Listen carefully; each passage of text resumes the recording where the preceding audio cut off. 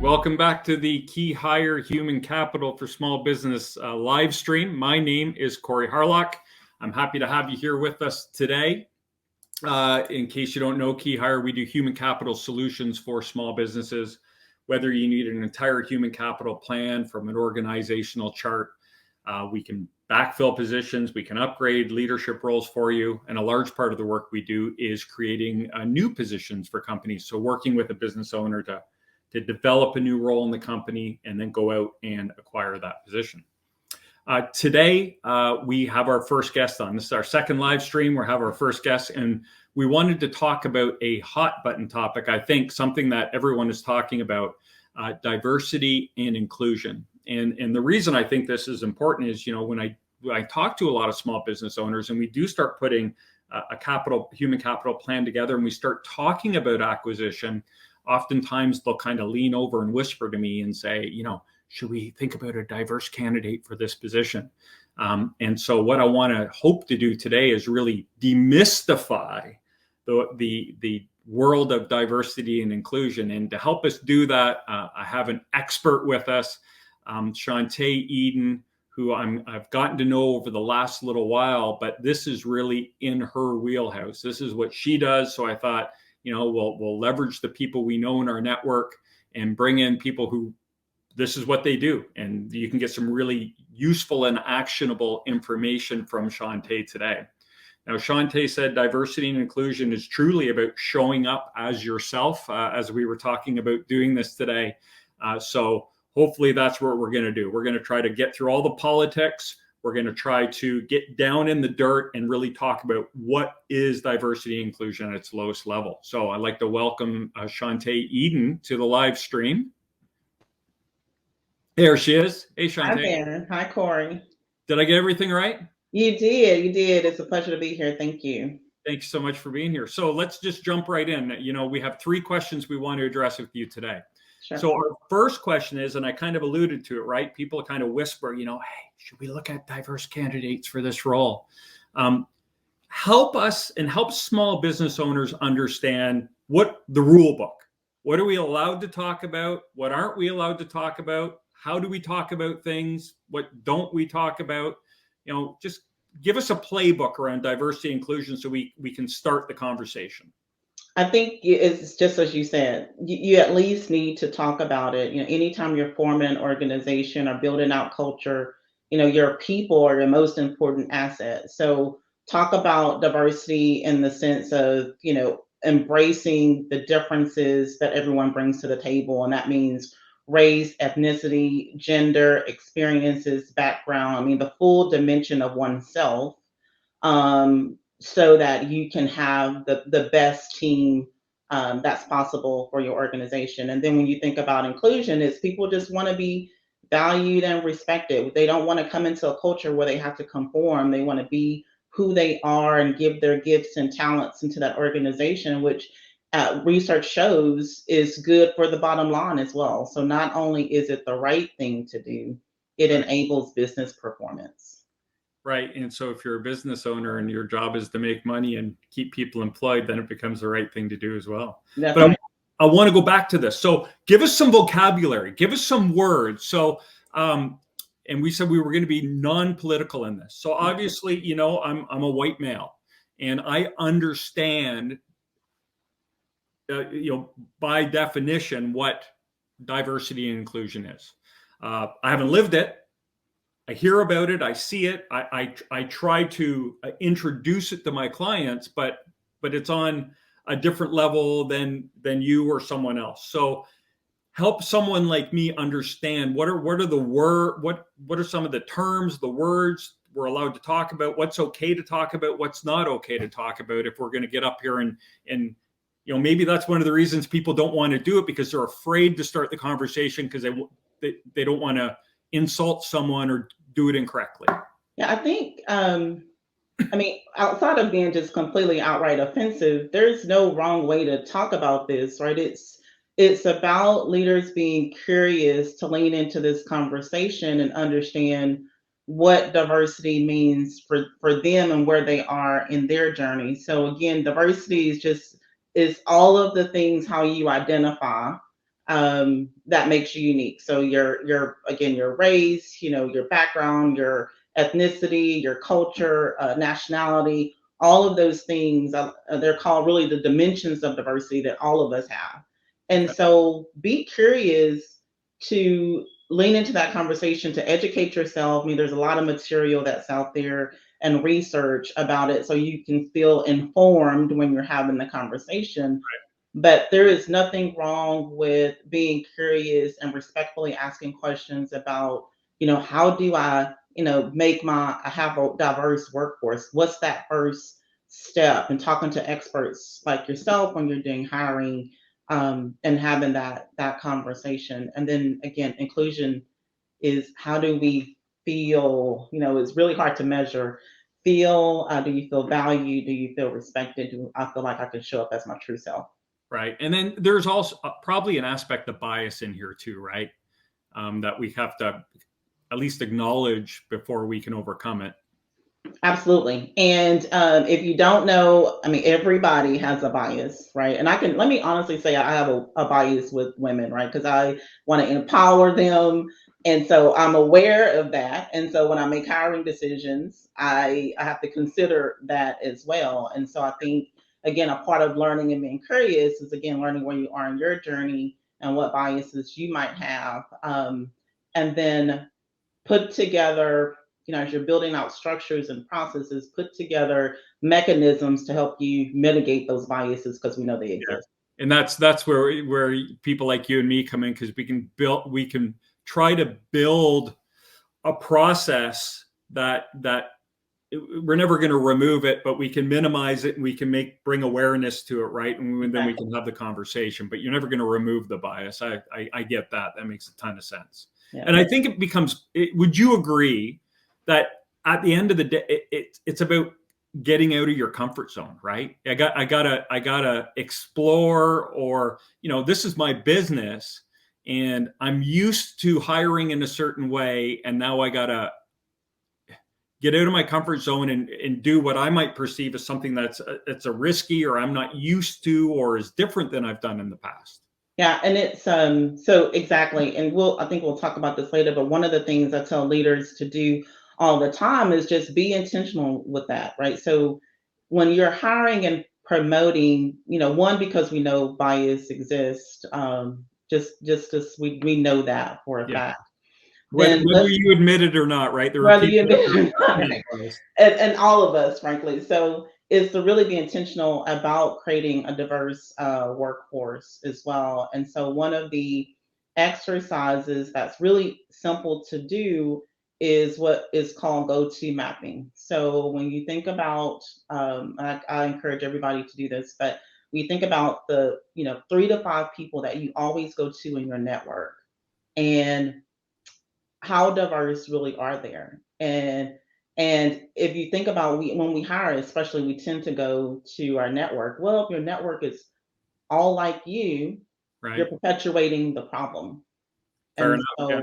that is an exercise that folks can do, again, just to be aware of what their close network is and to be intentional about looking for diverse hires. Yeah, just reach out to someone and say, hey, I would love to have you be part of my network, because I need a new perspective. Absolutely. Cool. Okay, so I think question number 1, thank you. That was great. So let's move on to question number 2. And we wanted to talk about, what's, I'll use your words, the business case for building diversity into your business, So, there you go. What are the benefits of having a diversity and inclusion program in your business? Yeah, like I mentioned, it's not, not only the right thing to do. I mean, I think first and foremost, our teams and our suppliers, our partners, should reflect the communities that we serve, right? So, as a business owner, we're in the business of serving others. And so that's the first thing to think about. But from a financial standpoint, too, I mean, research shows that 30%, you're 30% more profitable with a diverse workforce. You're 19% more innovative, and being able to generate additional revenue. And then you're also more likely to retain your employees, which you probably know this better than anybody, but just the cost of having to onboard new employees. And so that's another 30% more profitable. Yeah, there we go. So Right? Instead of it on the it makes sales end, you're getting it in retention. there you go. So it just makes financial sense as well. But in the end, it's about doing what's right. It's about representation of the communities that we serve as business owners.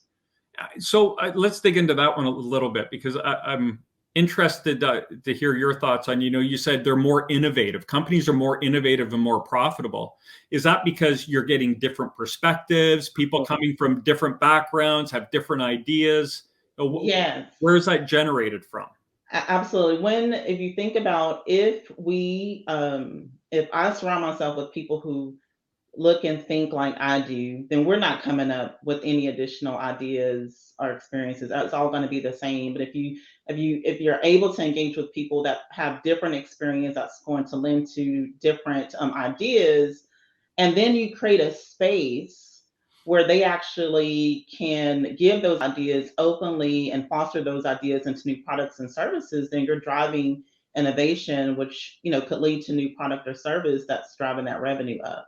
So it's all about the different perspectives and experiences.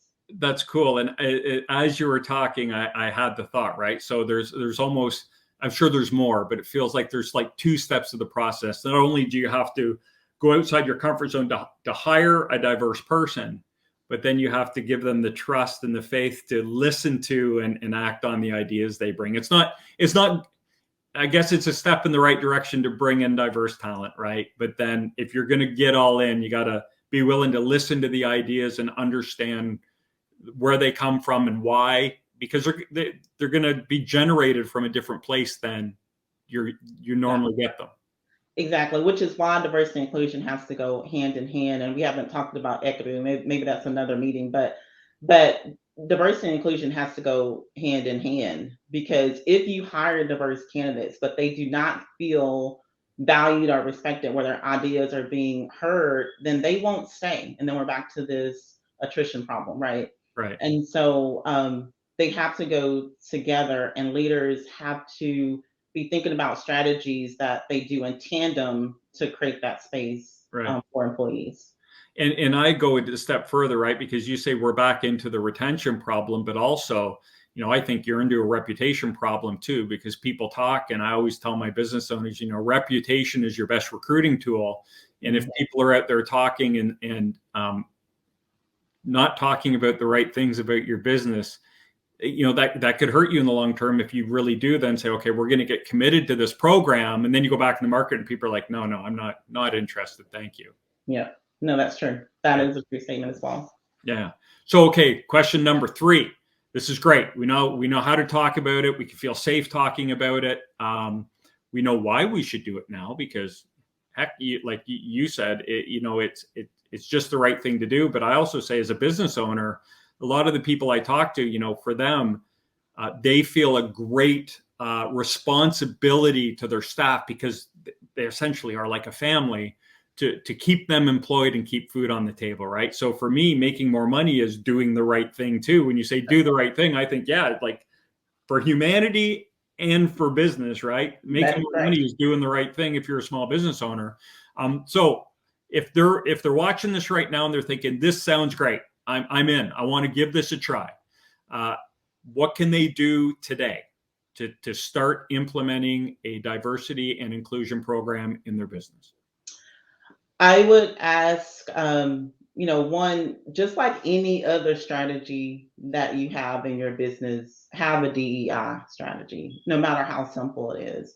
Maybe you think about your workforce diversity and being able to, really commit to it. It's about being intentional. So when you think about diversity, how do you attract and recruit a diverse candidate? And if you're not sure, then you talk to experts like you, Corey, and to find the right qualified candidate. But be intentional, so you don't end up years from now looking around the room and your leadership team looks exactly like you. Right. So that's the first thing. And then the second thing is, when you hire them, let them be who they are, which means, again, what we talked about, creating a space for them to contribute their ideas. if you think about the quote, I think it's from Steve Jobs that talks about it doesn't make sense to hire smart people and tell them what to do. Yeah, so don't do that. No, that's never a good idea. It doesn't matter who they are. Right, exactly. But instead, value and value their experience. Create a space of acceptance and differences. And inclusion is a little bit different because again, it's more about the softer side. But it's important for employee today, especially, to feel like they can come and contribute to the purpose of the organization. So let me ask you, this is totally unscripted now. Yeah. If I'm a business owner and I'm putting an ad and I've decided I want to do diversity inclusion, I'm going to post an ad, which I don't advocate posting ads, but if that's the way you decide to go, is it okay for me to write, we are, looking for a diverse candidate? Yeah. So I am not an employee relations expert or ethics and compliance, none of that. So I would not. But what I would do for the folks that are responsible for the recruitment is to look at a diverse slate of candidates, meaning make sure that you not only are receiving resumes from diverse candidates out of different sources, but you also are interviewing diverse candidates. And I would also say in a more objective way, so that you can again mitigate the biases. So maybe create a matrix, a hiring matrix of the key competencies that you're looking for in a rating scale. So it's easy to make sure that you're avoiding those biases. Yeah, you're measuring them on their experience and their skills and the culture fit versus their name or where they come from. Yeah. Cool. All right. So Shanta, thank you so much. This has been awesome. I really appreciate it. You're awesome. Absolutely. So if anyone is out there and wants to talk to you more about how to create their own diversity and inclusion program and learn about how to do this and take it to the next step, how can they reach you? The easiest way is LinkedIn. Frankly, I'm very active on LinkedIn. You can also check out my website, leadersedgeconsult.com, and submit a message to me as well. Awesome. Well, thank you so much for your time today. I appreciate it. I know how busy you are, so I appreciate you taking this time out of your day to talk to us and help educate some people out there. All right, you too. Thanks, Corey. Appreciate you having me. Yeah, my pleasure.